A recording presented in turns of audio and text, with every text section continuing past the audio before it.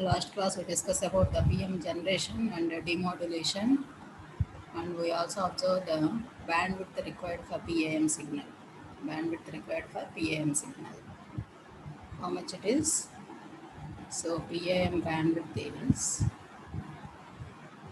it must be greater than W. What is W? It is the maximum frequency.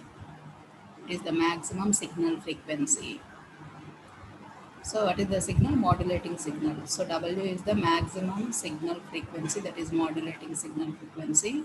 So the bandwidth required for PAM, so it must be greater than W.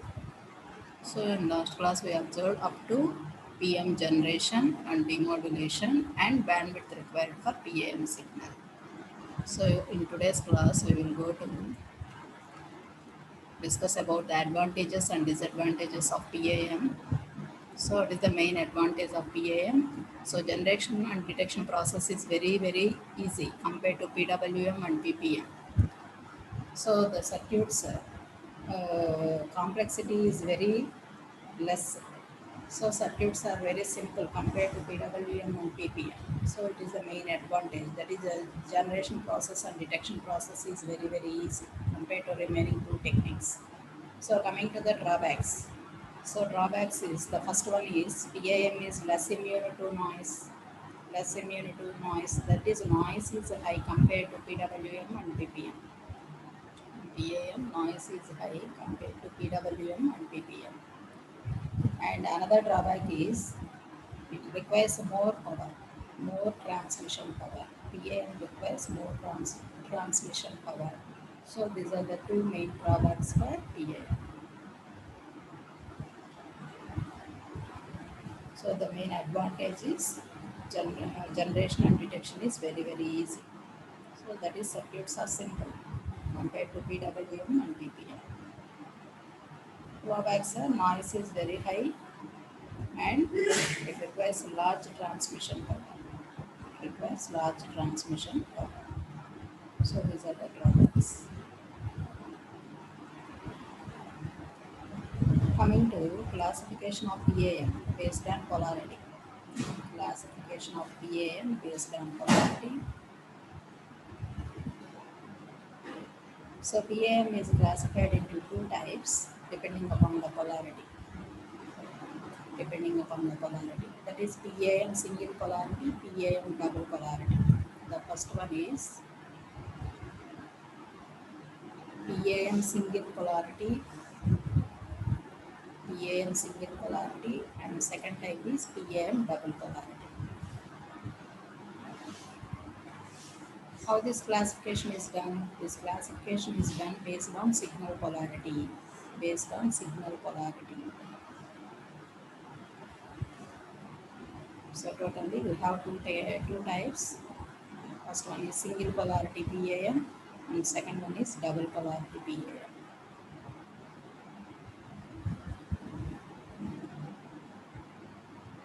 What is single polarity PAM? If you observe the waveforms, if it is a modulating signal, already you know PAM. What is nothing but PAM? Amplitude of each pulse is varies in accordance with the amplitude of message signal.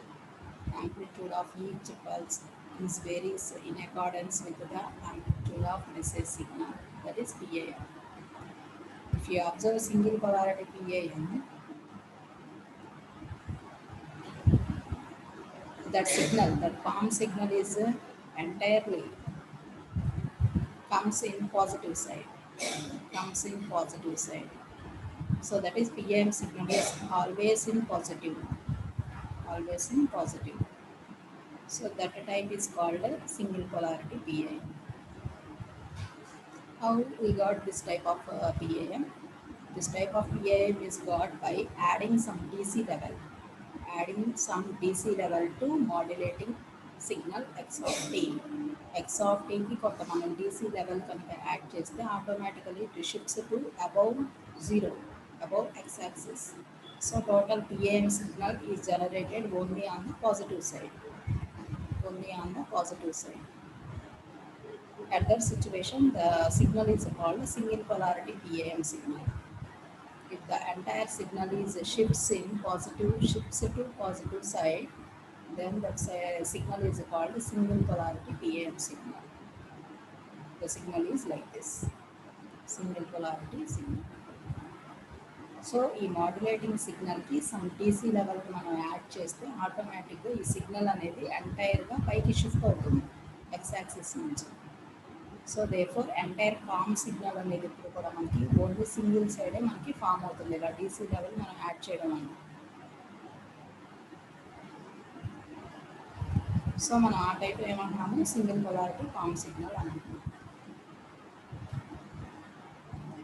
Double polarity వచ్చేసి దీనికి opposite, both sides కనుక form signal వస్తే దాన్ని మనం double polarity అంటాం.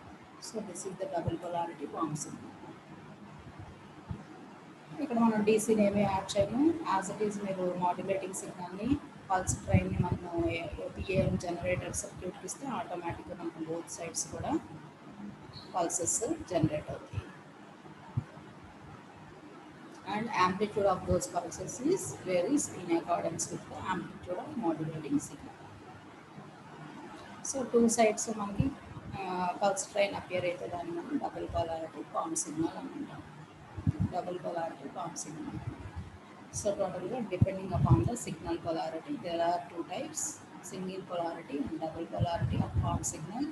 Single పొలారిటీలో మీరు గుర్తుంచుకోవాల్సింది ఏంటంటే మాడ్యులేటింగ్ సిగ్నల్కి సమ్ డీసీ లెవెల్ మనం యాడ్ చేస్తాము, ఫిక్స్డ్ డీసీ లెవెల్ని యాడ్ చేస్తాము.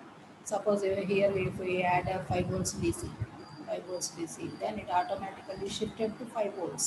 Above 5 volts మీకు సిగ్నల్ అంతా కూడా అపియర్ అవుతుంది. So some fixed DC is added to the modulating level, then we got a single polarity form signal.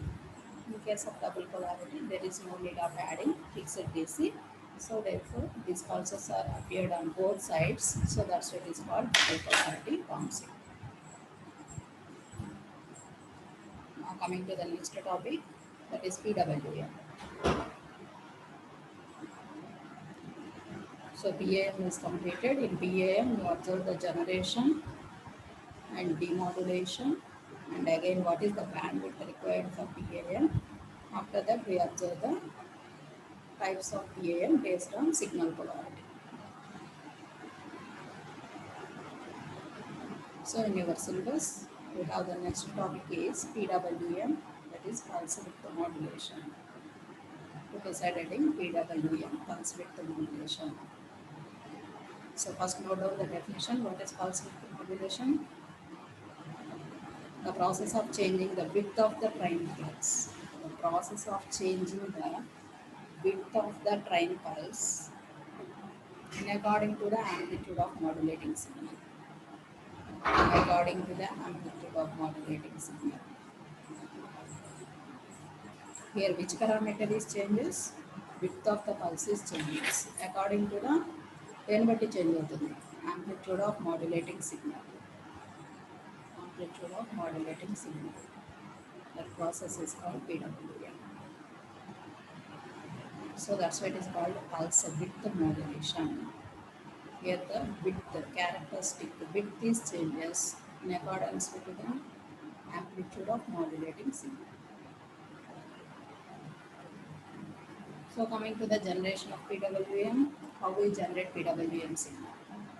So it is a very important question in final exam point of view. PWM generation, demodulation. Similarly, PPM generation, demodulation. ఇవి రెండు కూడా చాలా important questions. మీకు final ఎగ్జామ్స్లో మస్ట్గా ఉంటుంది ఈ questions. మీకు 8th unit చాలా ఈజీ అమ్మ compare to remaining all units. మీకు ఇక్కడ లిమిటెడ్ క్వశ్చన్స్ ఉంటాయి, మీరు డైరెక్ట్ క్వశ్చన్స్ ఉంటాయి, ప్రాబ్లమాటిక్ ఉండదు ఈ 8th యూనిట్లో. సో మీరు ఈజీగా మార్క్స్ గెయిన్ చేసుకోవచ్చు. సో 8th యూనిట్ ఎవరు కూడా లీవ్ చేయకుండా అన్ని డైరెక్ట్ క్వశ్చన్స్, టాపిక్స్ ఉండేది తక్కువ. మీకు ఇక్కడ మీకు ఎక్కువగా అడిగేది PWM జనరేషన్, డిమాడ్యులేషన్ అడుగుతారు. అలాగే PPM జనరేషన్, డిమాడ్యులేషన్, వీటి మీదే ఉంటుంది క్వశ్చన్. నాయిస్లోకి వచ్చేటప్పుడు ఆల్రెడీ చెప్పాను కదా, noise in AM, noise in FM, BSBLC, SSBLC. Otherwise what are the types of noise అలా అడుగుతారు. థర్మల్ నాయిస్, షార్ట్ నాయిస్, అది నేను టైం ఉంటే చెప్తాను లాస్ట్లో. అండ్ అది జస్ట్ ఒక 5 minutes అంటే అది టైప్స్ ఆఫ్ నాయిస్. అది మీరు జనరల్గా చూసినా మీకు తెలుస్తుంది. మనం ఆల్రెడీ మెయిన్ టాపిక్స్ కవర్ చేసుకున్నాం, అది నాయిస్ అనేది కూడా కంప్లీట్ అయిపోయింది. సో నా coming to the PWM generation.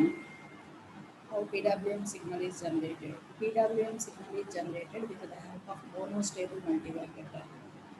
With the help of monostable multivibrator. So what is monostable multivibrator? I think you have no idea about multivibrators.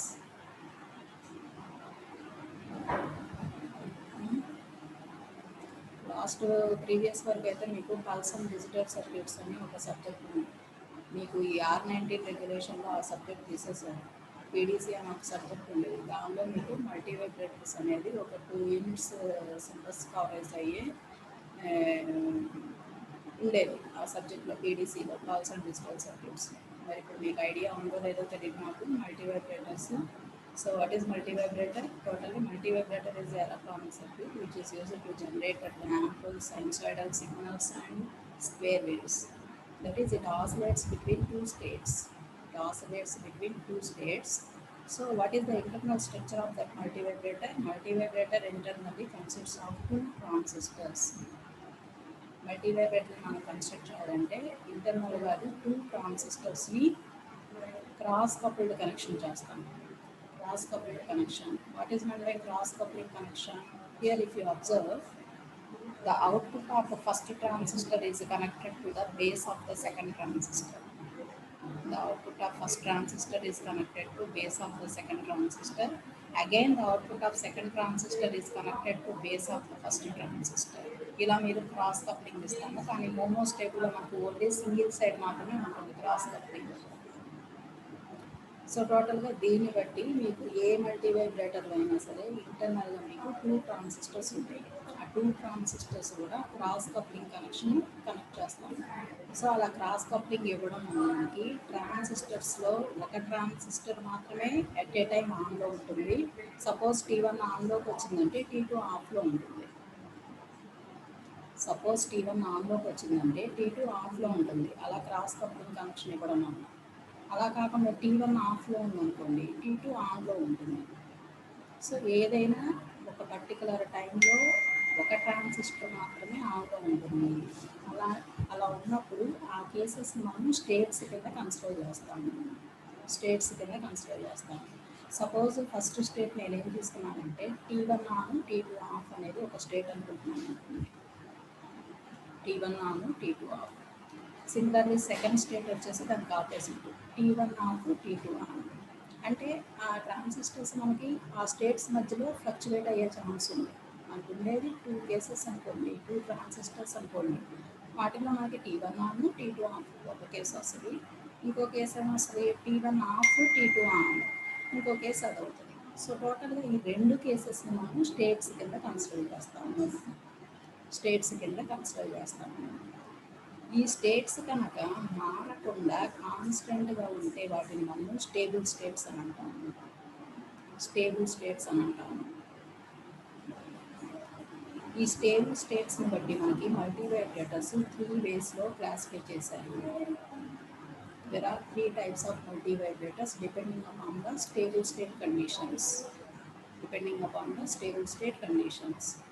The first one is a stable multivibrator. Astable means no stable states. The name itself indicates astable, no stable. No stable states is nothing but it automatically fluctuates from one state to another state. అంటే మీకు first case ఏం చెప్పాను నేను, T1 on T2 ఆఫ్లో ఒక స్టేట్ని మనం consider చేసామనుకోండి. Second state ఆటోమేటిక్గా మనం ఏమీ చేయకుండానే సర్క్యూట్ దానంతట అదే స్టేట్ని చేంజ్ చేసుకుంటుంది.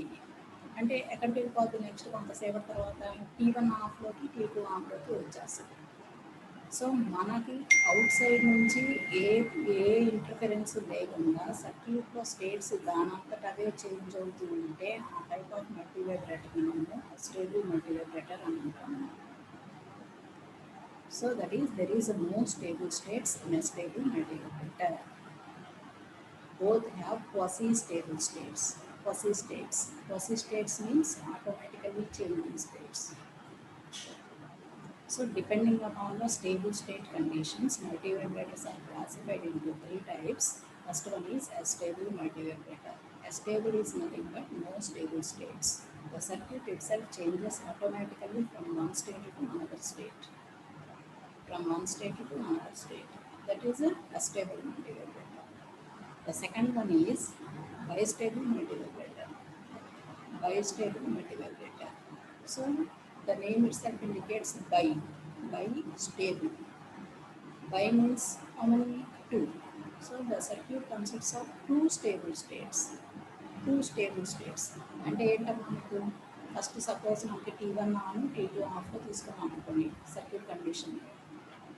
సో అంటే ఆ ట్రాన్సిస్టర్స్ ఆ స్టేట్ని మనకు దాటి రెండో స్టేట్లోకి రావాలంటే మస్ట్గా మనం సమ్ ఎక్స్టర్నల్ పల్స్ని అప్లై చేయాలి. అంటే మస్ట్గా మనం సమ్ ఎక్స్టర్నల్ పల్స్ని అప్లై చేస్తేనే అది సెకండ్ స్టేట్కి మూవ్. సెకండ్ స్టేట్ ఏం చెప్తున్నాము T1 ఆఫ్ T2 ఆన్.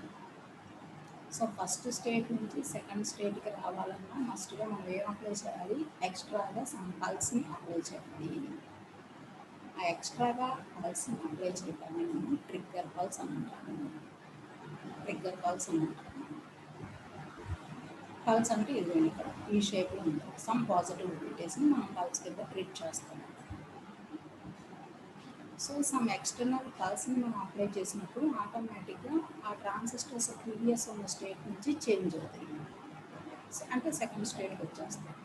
మళ్ళీ ఏమవుతుంది సెకండ్ స్టేట్లో మళ్ళీ సేమ్ అదే స్టేట్లో అది కంటిన్యూ అవుతుంది. ఎప్పటి వరకు మళ్ళీ మనం ఎక్స్టర్నల్ ట్రిగ్గర్ పల్స్ అప్లై చేసాము. అంటే సెకండ్ నుంచి మళ్ళీ ఫస్ట్ స్టేట్కి రావాలంటే మళ్ళీ మనం ఎక్స్ట్రాగా ట్రిగ్గర్ పల్స్ని అప్లై చేయాల్సిందే. సో అంటే రెండు కూడా మనకి స్టేబుల్ స్టేట్స్ ఉంటాయి. ఫస్ట్ నుంచి సెకండ్కి రావాలన్నా మనం ట్రిగ్గర్ అప్లై చేయాలి. సెకండ్ నుంచి ఫస్ట్కి వెళ్ళాలన్నా సరే మనం ట్రిగ్గర్ అప్లై చేయాలి. సో ఆ టైప్ ఆఫ్ మల్టీవైబ్రేటర్ మనం బైస్టేబుల్ మల్టీవైబ్రేటర్ అని అంటాము. అంటే the multivibrator have two stable states. To change the state, we must apply some trigger pulse. Some trigger pulse. That type of multivibrator is called bistable multivibrator. Bistable multivibrator. So the third one is monostable multivibrator. Monostable multivibrator. So the name itself indicates monostable. So that is the circuit have only one stable state and another one is a quasi state. Another one is quasi state. So అంటే టోటల్గా first మనము suppose first కేసులో ఉందనుకోండి T1 on T2 ఆఫ్లో ఉందనుకోండి. Second స్టేట్కి వెళ్ళాలంటే మనం ట్రిగ్గర్ పల్స్ అప్లై చేయాలి.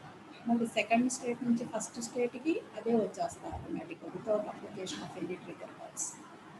That type of multivibrator is called monostable multivibrator.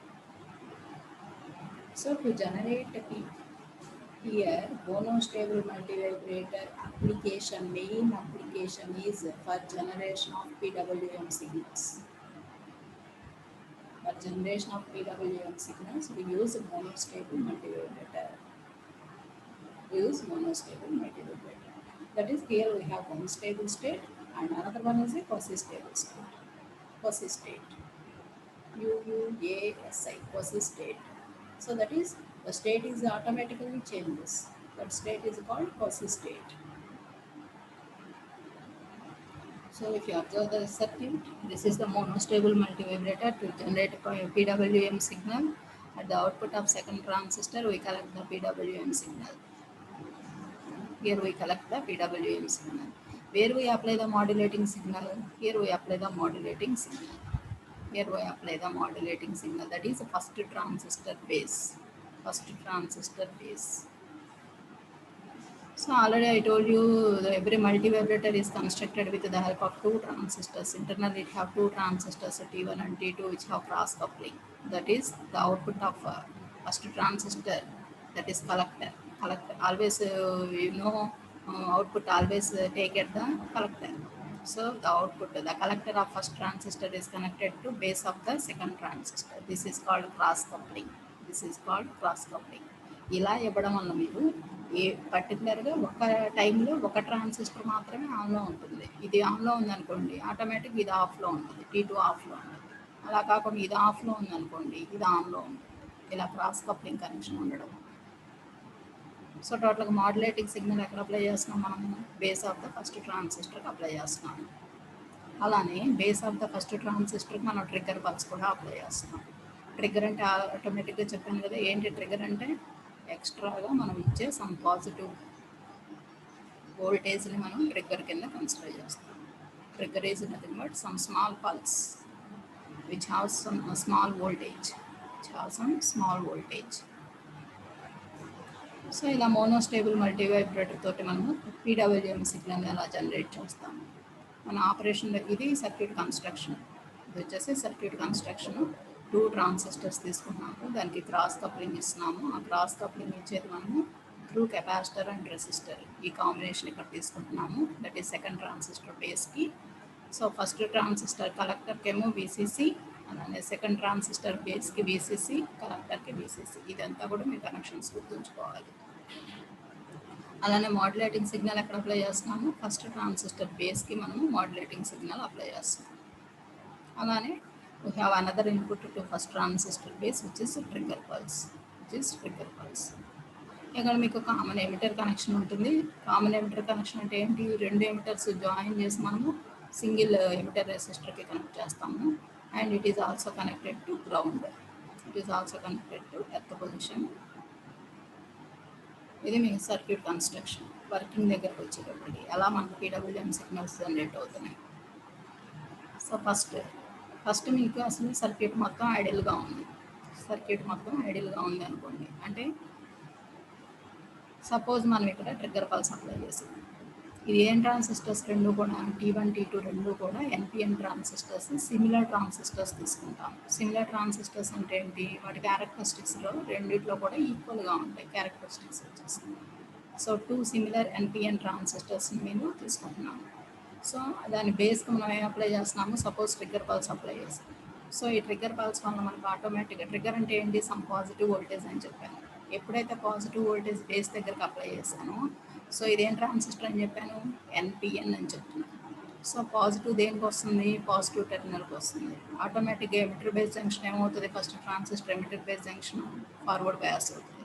So forward bias అవుతుంది కాబట్టి ఆటోమేటిక్గా ట్రాన్సిస్టర్ T1 ఏమవుతుంది? T1 నాన్ కండిషన్లోకి రావాలంటే ఎమిటర్ బేస్ జంక్షన్ మస్ట్గా ఎలా ఉండాలి? మనకి ఫార్వర్డ్ బయాస్ ఉండాలి. T1 ఆన్లోకి రావాలంటే ఎమిటర్ బేస్ జంక్షన్ మస్ట్గా ఫార్వర్డ్ బయాస్ ఉండాలి. ఎందుకంటే ఇది NPN ట్రాన్సిస్టర్ కాబట్టి ఏదైనా సరే ట్రాన్సిస్టర్ ఆన్లోకి రావాలంటే ఎమిటర్ బేస్ జంక్షన్ మస్ట్గా మనకి ఫార్వర్డ్ బయాస్ ఉండాలి. సో ఇది NPN కాబట్టి బేస్ టెర్మినల్ పాజిటివ్ కాబట్టి ఎప్పుడైతే మనం ఇక్కడ పాజిటివ్ వోల్టేజ్ అప్లై చేస్తున్నామో ఆటోమేటిక్గా emitter base junction forward bias అవుతుంది. దానివల్ల మనకి T1 వచ్చేసి ఆన్లోకి వస్తుంది. T1 ఆన్లోకి వచ్చింది.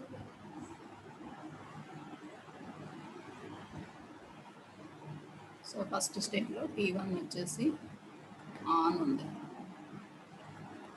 T1 ఆన్ ఉన్నప్పుడు చూడండి అమ్మా, మనకు ఇక్కడ వోల్టేజ్ ఎంత అవుతుంది? C1 దగ్గర voltage at the C1 we have very negligible voltage. ఎందుకన్నా చెప్పండి? ఆన్లోకి వచ్చినప్పుడు మనం దాన్ని ఏమంటాము? It is coming to the saturation stage అని అంటాం. కండిషన్స్ తెలుసు కదా, కట్ ఆఫ్, సాచురేషన్ అవన్నీ తెలుసు కదా మీకు. సో C1 దగ్గర వోల్టేజ్ ఎంత ఉంటుంది? It is nothing but VCE SAT. So VCE SAT is very less voltage, saturation voltage, that is the voltage between collector to emitter. So transistor సాచురేషన్లోకి వచ్చినప్పుడు వచ్చిన వోల్టేజ్ కాబట్టి మనం దీన్ని సాచురేషన్ వోల్టేజ్ అని అంటాము, which is nothing but VCE SAT అని అంటాము. ఎప్పుడైతే ట్రాన్సిస్టర్ ఆన్లోకి వచ్చిందో దాని కలెక్టర్ దగ్గర వోల్టేజ్ వచ్చేసి VCE SAT కింద కన్సిడర్ చేస్తాము, which is very less voltage, negligible voltage. ఎందుకని మనకి ఇక్కడ నెగ్లిజిబుల్ వోల్టేజ్ వస్తుంది అంటే ఎప్పుడైతే ట్రాన్సిస్టర్ ఆన్లోకి వచ్చిందో ఆటోమేటిక్గా మనకి ఇక్కడ కలెక్టర్ కరెంట్ ఫ్లో అవడం స్టార్ట్ అవుతుంది. We have collector current at this point. So that collector current is considered as IC. the collector current is considered as IC. So due to this IC, we have more voltage drop across RL. We have more voltage drop across RL, and that drop is considered as RL into IC. RL into IC. So ఇక్కడ చూడండి మీకు BCC మనం suppose 12 volts apply చేసాం అనుకోండి. BCC ఎంత apply చేస్తున్నాము, 12 volts apply చేసాం అనుకోండి. ఇక్కడ మీకు కలెక్టర్ కరెంట్ రైజ్ అయ్యే కొంది ఆటోమేటిక్గా మనకి ఆర్ఎల్ ఇంటూ ఐసీ పారామీటర్ ఏమవుతుంది, ఈ ప్రోడక్ట్ ఏమవుతుంది మనకి ఎక్కువ అవుతుంది. ఐసీ కరెంట్ ఎక్కువయ్యే కొంది ఐసీ ఎప్పుడు కరెంట్ ఎక్కువ అవుతుంది, T1 ఆన్లోకి వచ్చినప్పుడు. సో T1 ఆన్లోకి వచ్చినప్పుడు we have more collector current.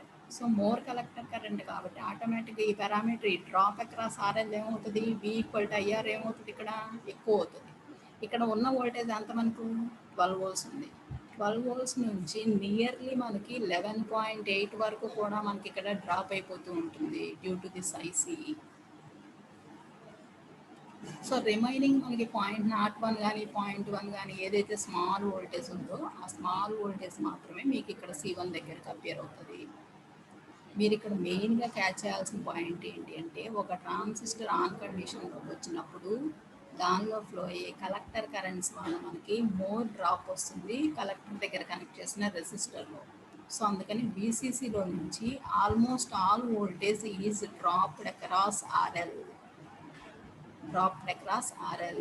So very negligible voltage is appeared at that collector of on transistor, and that voltage is considered as saturation voltage, PCE sat, which is approximately equal to 0 voltage, volts. So now that 0 volts is connected to base of the second transistor. That 0 volts is connected to base of the second transistor, which is nothing but very less voltage, nearly approximately equal to 0. That is, if we have 0.01 తీసుకోండి, ఇది 0.01 అంటే మీకు exact 0 రాదు, approximately equal to 0 voltage వస్తుంది. So అందుకని నేను 0.01 కింద తీసుకున్నాను. ఇప్పుడు చూడండి, బేస్ ఆఫ్ ద సెకండ్ ట్రాన్సిస్టర్కి 0.01 వోల్ట్స్ అప్లై అవుతుంది ఎప్పుడు T1 ఆన్లో ఉన్నప్పుడు. సో ఆటోమేటిక్గా ఇది వెరీ లెస్ వోల్టేజ్. ఇక్కడ మీకు ఏ టెర్మినల్ ఉంది, బేస్ పాజిటివ్ ఉంది. ఎప్పుడు ఈ T2 ఆన్లోకి వస్తుంది, మీకు బేస్ దగ్గర పర్టికులర్ సఫిషియంట్ పాజిటివ్ వోల్టేజ్ ఉన్నప్పుడు మాత్రమే T2 అనేది ఆన్లోకి వస్తుంది. సో టోటల్గా మీకు ఇక్కడ ఈ 0.01 అనే వోల్టేజ్ ఈ ఎమిటర్ బేస్ జంక్షన్ ఫార్వర్డ్ బయాస్లోకి తీసుకురాలేదు. సో అందుకని T2 ఏ కండిషన్లోకి వెళ్ళిపోద్ది, it must be in the of state.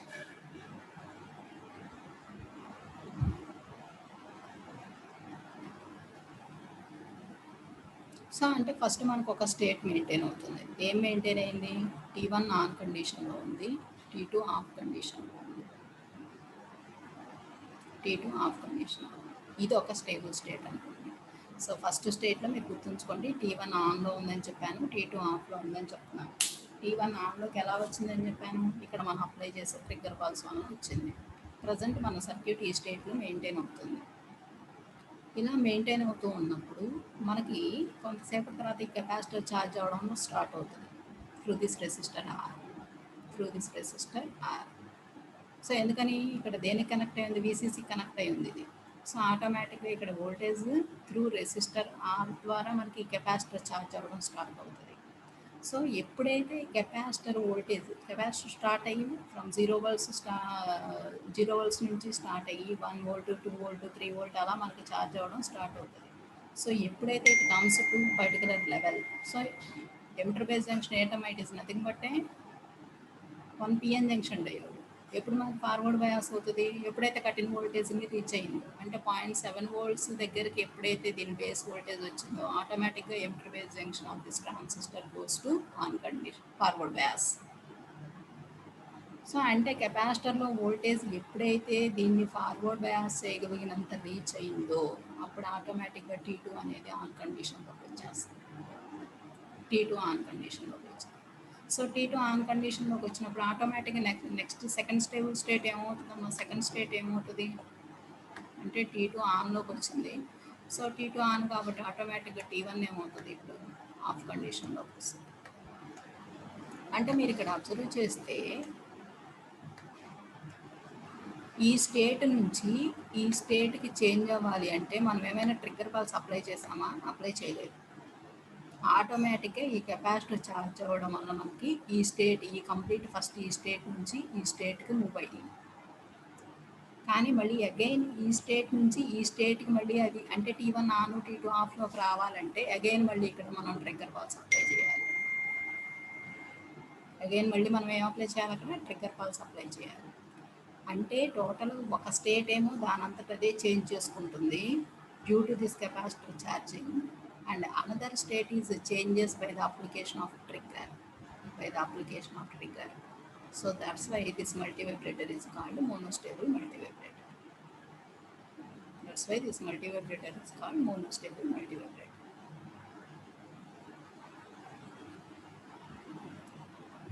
అర్థమైంది.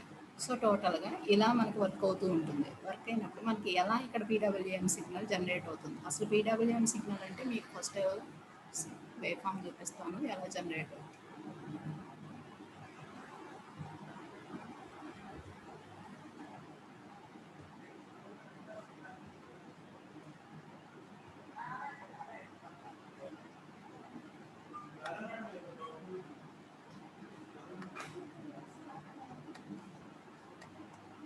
Wait a minute.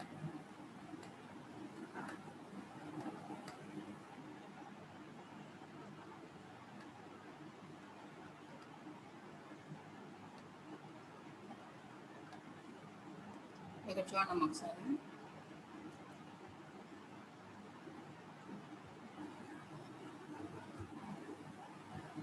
ఇది మీకు మనం అప్లై చేస్తున్న trigger input.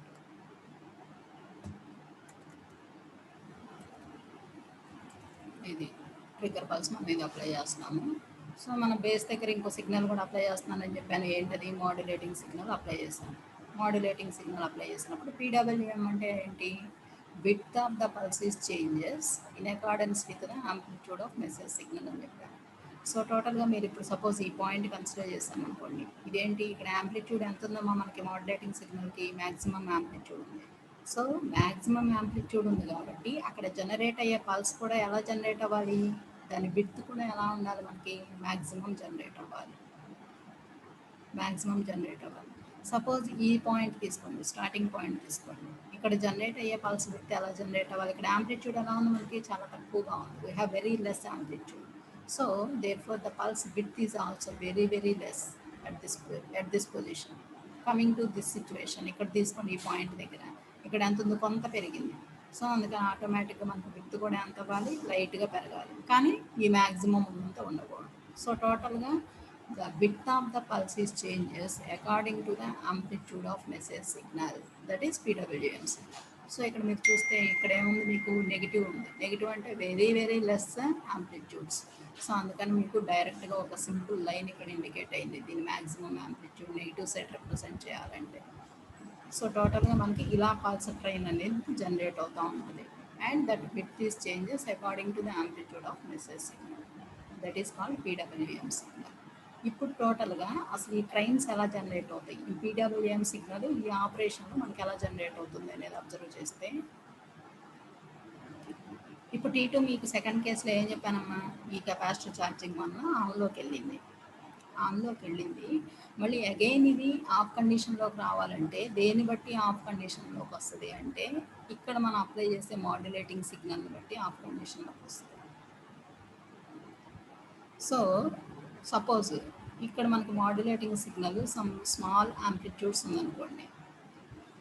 So small amplitudes ఉన్నప్పుడు ఆటోమేటిక్గా దానికి తగ్గట్టు మనకి ఇక్కడ ఈ ట్రాన్సిస్టర్లో ఎమిటర్ కరెంట్ ఫ్లో అవుతుంది.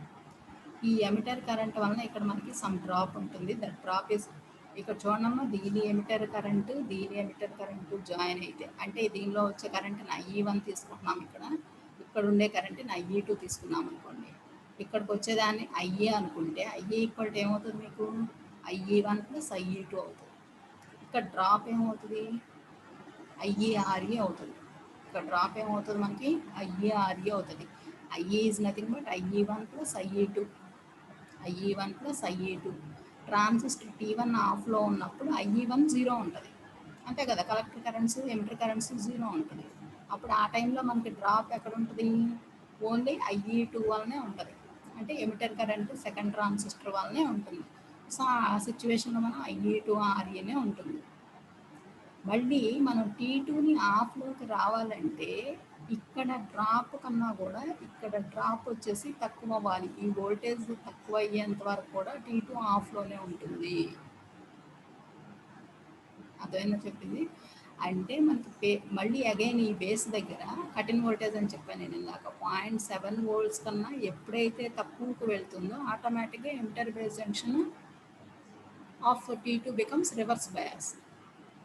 ఇది దేని మీద డిపెండ్ అవుతుంది అంటే మనం ఈ వోల్టేజ్ని కంపేర్ చేసుకుంటూ ఉంటాం. ఇక్కడ వోల్టేజ్ దేని మీద డిపెండ్ అవుతుంది అంటే ఇక్కడ ఫ్లో అయ్యే కరెంట్ని బట్టి డిపెండ్ అవుతుంది, ఐఈ1ని బట్టి ఐఈ2ని బట్టి డిపెండ్ అవుతుంది. సో టోటల్గా ఇక్కడ మీరు క్యాచ్ చేయాల్సింది ఏంటంటే ఇక్కడ ఆర్ఈకి అక్రాస్గా ఉన్న వోల్టేజ్ డ్రాప్ వచ్చేసి ఐఈ1 మీద ఐఈ2 మీద డిపెండ్ అవుతుంది. ఐఈ1 దేని మీద డిపెండ్ అవుతుంది అంటే ఇక్కడ మనం అప్లై చేసే మాడ్యులేటింగ్ సిగ్నల్ బట్టి డిపెండ్ అవుతుంది.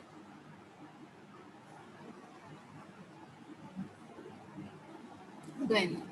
సో ఇక్కడ ఈ వోల్టేజ్ డ్రాప్ని బట్టి మనకి ట్రాన్సిస్టర్ ఆన్లోకి రావాలా ఆఫ్లోకి రావాలా అనేది డిపెండ్ అవుతుంది. సో ట్రాన్సిస్టర్ ఆన్కి ఆఫ్కి మధ్యలో మనకి విడ్త్ ఆఫ్ ద పల్స్ అనేది జనరేట్ అవుతుంది. సో టోటల్గా ఇక్కడ ఆటోమేటిక్గా ఈ విడ్త్ అనేది మీకు డైరెక్ట్గా దేని మీద డిపెండ్ అవుతున్నట్టు, ఇప్పుడు మాడ్యులేటింగ్ సిగ్నల్ యాంప్లిట్యూడ్ మీద డిపెండ్ అవుతుంది. అర్థమైంది ఇప్పుడు నేను చెప్పింది? సో T2 అనేది ఆన్ ఆఫ్ల మధ్యలో మనకి పల్స్ అనేది డెలివర్ అవుతూ ఉంటుంది. ఆ పల్స్ డెలివర్ అయిన విడ్త్ దేని మీద డిపెండ్ అవుతుంది, ఇక్కడ మీకు జనరేట్ అప్లై చేసే మాడ్యులేటింగ్ సిగ్నల్ యాంప్లిట్యూడ్ మీద డిపెండ్ అవుతుంది. ఎందుకని అలా డిపెండ్ అవుతుంది అంటే ఈ డ్రాప్ని బట్టే మనకి ట్రాన్సిస్టర్ ఆన్లో ఉంటుందా ఆఫ్లో ఉంటుందా అనేది డిపెండ్ అయ్యేది. దీనికన్నా కూడా అంటే T2 కలెక్టర్ దగ్గర కన్నా కూడా బేస్ దగ్గర మనకి పాజిటివ్ వోల్టేజ్ ఉన్నంత వరకు T2 ఆన్లో ఉంటుంది. T2 ఆన్లో ఉన్నప్పుడు మనకి ఇక్కడ పల్స్ డెలివర్ అవుతూ ఉంటుంది. మళ్ళీ ఎప్పటి వరకు అది డెలివర్ చేస్తుంది పల్స్ని, ఇది అగైన్ మళ్ళీ ఆఫ్ కండిషన్కి వచ్చేంత వరకు ఇక్కడ పల్స్ డెలివర్ అవుతూ ఉంటుంది. ఈ ఆఫ్ కండిషన్లోకి రావడం దేని మీద డిపెండ్ అవుతుంది అంటే ఇక్కడ వోల్టేజ్ని బట్టి, కలెక్టర్ వోల్టేజ్. ఎప్పుడైతే కలెక్టర్ వోల్టేజ్ మోర్ పాజిటివ్ అయిందనుకోండి దీనికన్నా, అప్పుడు ఆటోమేటిక్గా ఎమిటర్ బేస్ జంక్షన్ ఏమవుతుంది, రివర్స్ బయాస్ అవుతుందా కదా, ఎందుకంటే ఇది నెగిటివ్ టెర్మినల్. ఇక్కడ మోర్ పాజిటివ్ డ్రాప్ వచ్చింది అనుకోండి, ఆటోమేటిక్ ఇదేమవుతుంది, emitter base junction reverse bias అవుతుంది. అప్పుడు T2 ఏమవుతుంది, ఆటోమేటిక్గా ఆఫ్ అయిపోతుంది. సో అంటే టోటల్గా ఈ మధ్యలో ఆన్ ఆఫ్ టైమింగ్స్ దేని మీద డిపెండ్ అవుతున్నాయి, ఇక్కడ మనం అప్లై చేసే మాడ్యులేటింగ్ సిగ్నల్ మీద డిపెండ్ అవుతుంది. సో ఆ మాడ్యులేటింగ్ సిగ్నల్ని బట్టే మీకు ఇక్కడ ఎమిటర్ కరెంట్ ఫ్లో అవుతుంది. ఆ ఎమిటర్ కరెంట్ని బట్టే ఇక్కడ డ్రాప్ డిపెండ్ అవుతుంది. ఈ డ్రాప్ని బట్టే ఈ ట్రాన్సిస్టర్ ఆన్ ఆఫ్ టైం అనేది డిపెండ్ అవుతుంది. సో టోటల్గా అక్కడ మనకి some width of the pulse is generated according to the amplitude of this message signal. అంటే మీకు మెసేజ్ సిగ్నల్ యాంప్లిట్యూడ్ తక్కువ ఉందనుకోండి, ఆటోమేటిక్గా ఇక్కడ విడ్త్ ఆఫ్ ద పల్స్ తక్కువ, అంటే ఇది ఆన్ ఆఫ్ టైము తక్కువ తీసుకుంటుంది. అలా కాకుండా ఇక్కడ మాడ్యులేటింగ్ సిగ్నల్ ఎక్కువ యాంప్లిట్యూడ్ ఉందనుకోండి, ఇక్కడ ఆన్ ఆఫ్లో మధ్యలో ఉన్న టైము విడ్త్ అనేది ఎక్కువగా ఉంటుంది, పల్స్ విడ్త్ అనేది ఎక్కువగా ఉంటుంది, అంటే ఆన్కి ఆఫ్కి మధ్యలో టైము ఎక్కువ ఉంటుంది. సో టోటల్గా ఆటోమేటికల్లీ విడ్త్ ఈజ్ ఇంక్రీజెస్. అలా మనకి PWM సిగ్నల్ అనేది జనరేట్ అవుతుంది.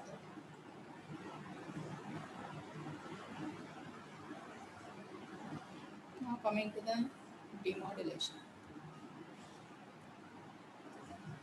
సో ఇది ఆల్రెడీ చూసారు కదా వేవ్ ఫార్మ్స్. సో టోటల్గా ఇది pulse width PWM signal amplitude మీరు అప్లై చేస్తే మాడ్యులేటింగ్ సిగ్నల్ యాంప్లిట్యూడ్ ఎక్కువగా ఉన్న తర్వాత మీకు విడ్త్ ఆఫ్ ద పల్స్ అనేది ఎక్కువగా ఉంటుంది. కమింగ్ టు డిమాడ్యులేషన్, మళ్ళీ ఒరిజినల్ మెసేజ్ సిగ్నల్ మనం ఎలా రీకన్స్ట్రక్ట్ చేస్తాం అంటే మన ఇన్పుట్ సిగ్నల్ ఏమవుతుంది, ఫస్ట్గా ఇక్కడ మనకి PWM సిగ్నల్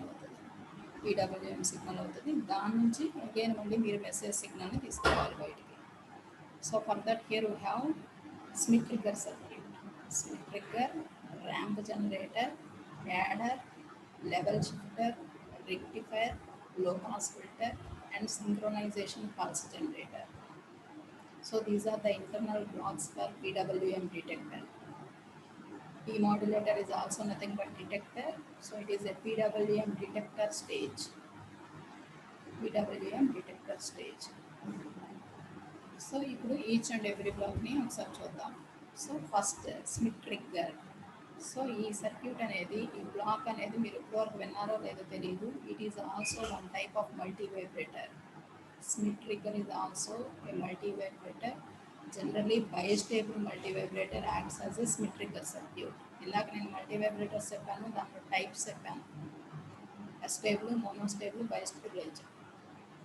సో జనరేషన్లో మనం యూస్ చేస్తుంది వచ్చేసి మోనోస్టేబుల్ యూస్ చేసి PWM సిగ్నల్ మనం జనరేట్ చేస్తాము. So for detection purpose the first block is Schmitt trigger circuit. ఏ సర్క్యూట్ మనకి స్మిత్ ట్రిగ్గర్గా యాక్ట్ అవుతుంది అంటే బైస్టేబుల్ మల్టీ వైబ్రేటర్ స్మిత్ ట్రిగ్గర్గా యాక్ట్ అవుతుంది.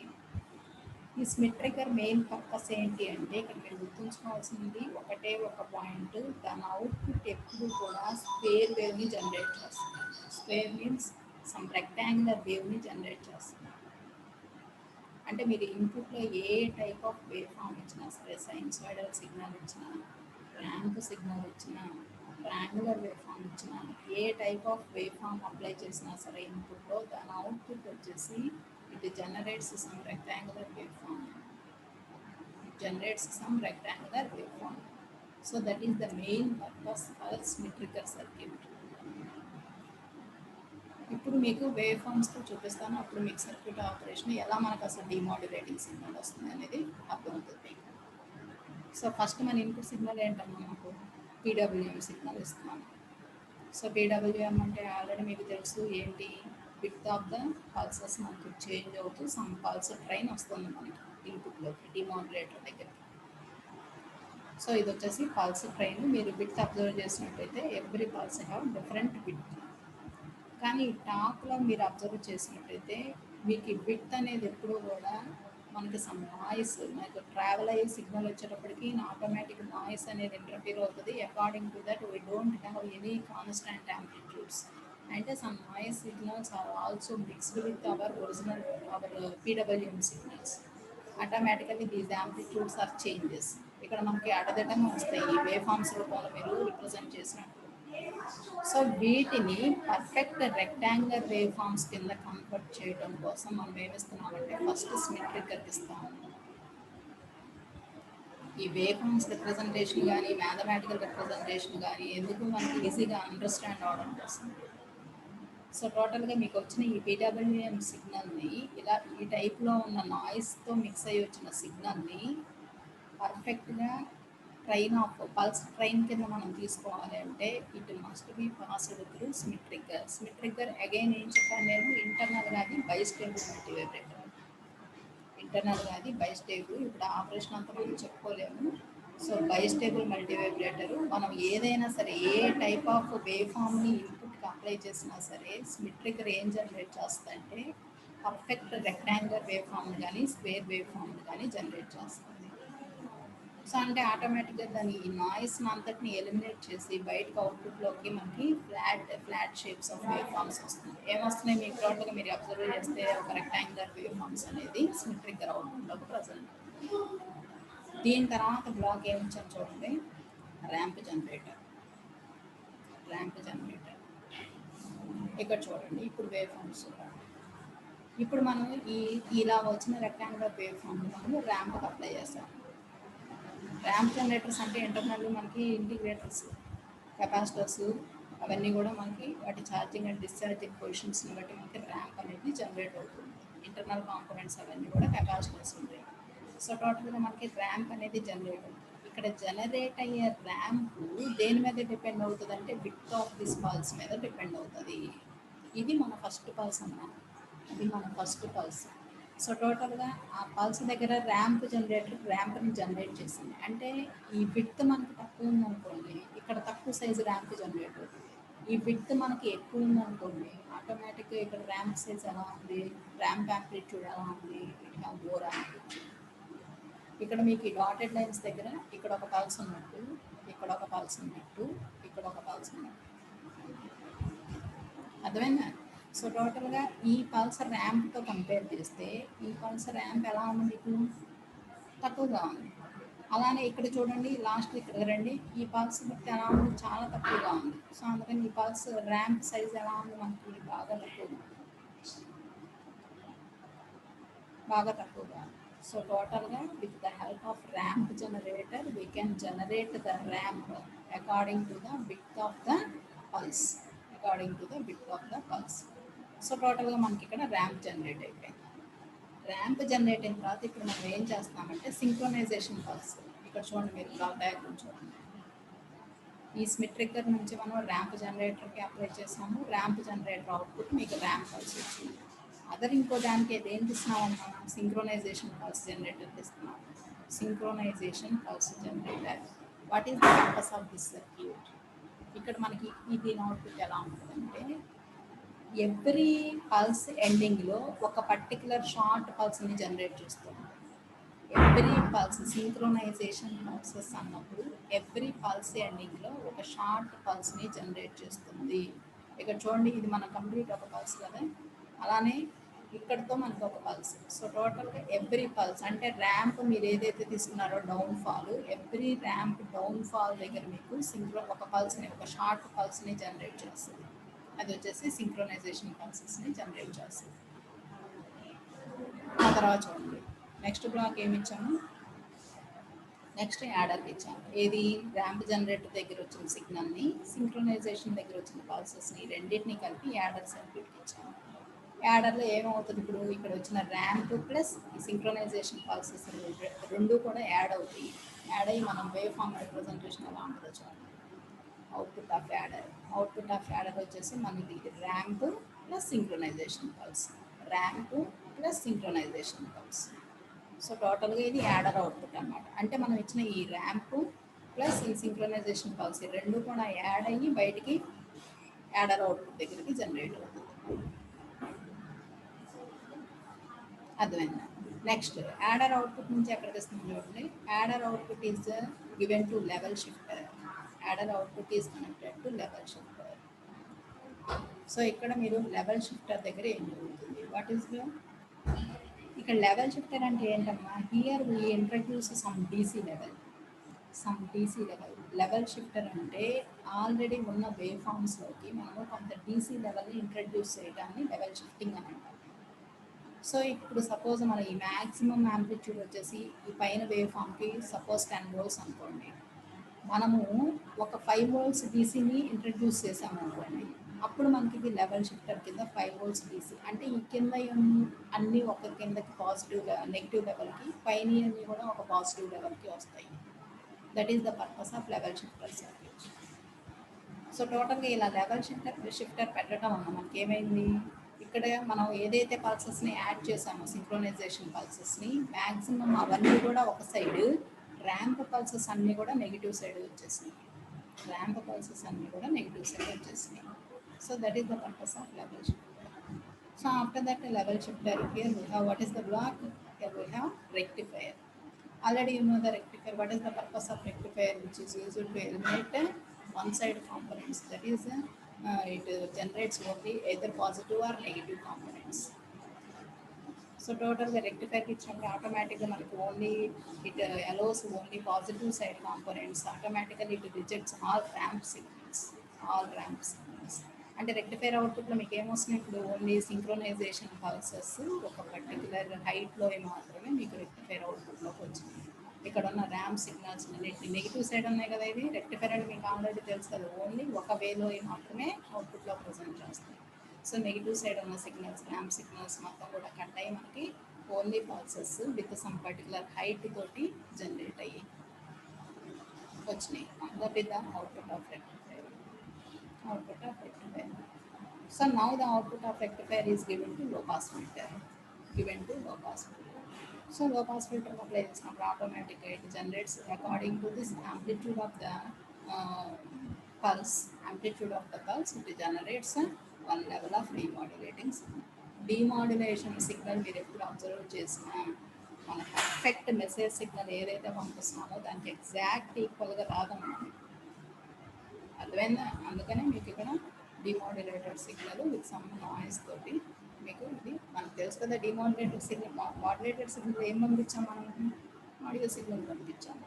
సో డిమోడ్యులేటెడ్ వచ్చేటప్పుడు చూడండి, మనం పంపించిన సిగ్నల్ వచ్చేసి మాడ్యులేటింగ్ సిగ్నల్, ఆడియో సిగ్నల్ని ఈ షేప్లో మనం పంపించాము. సో టోటల్గా మనకి డిమోడ్యులేటెడ్, మనకి ఒరిజినల్ ఎగ్జాక్ట్ రీకన్స్ట్రక్షన్ ఎప్పుడు కూడా చేయలేము మనం. దానికి నియర్లీ అప్రాక్సిమేట్లీ ఈ టైప్లో మనకి జనరేట్ అయ్యింది. సో అంటే మనం ఆడియో సిగ్నల్కి దగ్గరగా ఉన్న సిగ్నల్ మనం జనరేట్ చేస్తాం with the help of all these blocks. అంటే మీకు ఇంటర్నల్గా వస్తుంది ఏంటంటే ఇక్కడ పీడబ్ల్యూఎం సిగ్నల్ని మనం తీసుకుంటున్నాము, కానీ మనం with by giving the detector circuit we got the demodulating signal. That is message signal. So టోటల్గా ఇంటర్నల్ బ్లాక్స్ అన్నీ కూడా పీడబ్ల్యూఎంలో ఇవి ఉంటాయి మీకు. ఏమేమున్నాయి? ఫస్ట్ వచ్చేసి స్మిత్ ట్రిగ్గర్ వచ్చేసి మన నాయిస్ని ఎలిమినేట్ చేసి ఓన్లీ సమ్ విడ్త్ ఆఫ్ పల్సెస్ని కాన్స్టెంట్ యాంప్లిట్యూడ్ తోటి జనరేట్ చేయడం కోసం, that is rectangular wave forms కింద కన్వర్ట్ చేస్తాం. ఆ తర్వాత ర్యాంప్కి అప్లై చేస్తాము. అకార్డింగ్ టు ద విడ్త్ని బట్టి ర్యాంప్ హైట్ డిపెండ్ అయ్యి ఉంటుంది. ఈ విడ్త్ ఆఫ్ పల్స్ని బట్టి ర్యాంప్ హైట్ డిపెండ్ అయ్యి ఉంటుంది. సో ఈ ర్యాంప్ హైట్ని బట్టి ఆటోమేటిక్గా ఇక్కడ సింక్రోనైజేషన్ పల్స్ జనరేటర్ తోటి ఎవ్రీ ర్యాంప్ ఎండ్ దగ్గర ఒక్కొక్క పల్స్ని మనం జనరేట్ చేస్తాం. ఈ రెండింటిని కలిపి యాడర్ అప్లై చేస్తాం.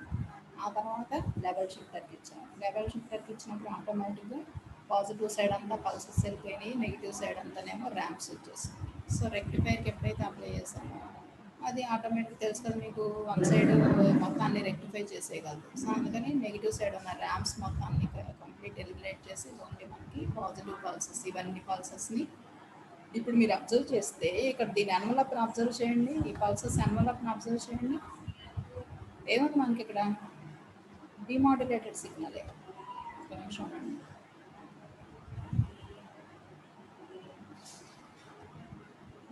ఈ పల్సెస్ని పైవైపు లాగా మీరు యాడ్ చేస్తే ఏముందమ్మా మీకు? డిమోడ్యులేటెడ్ సిగ్నలే, మెసేజ్ సిగ్నల్.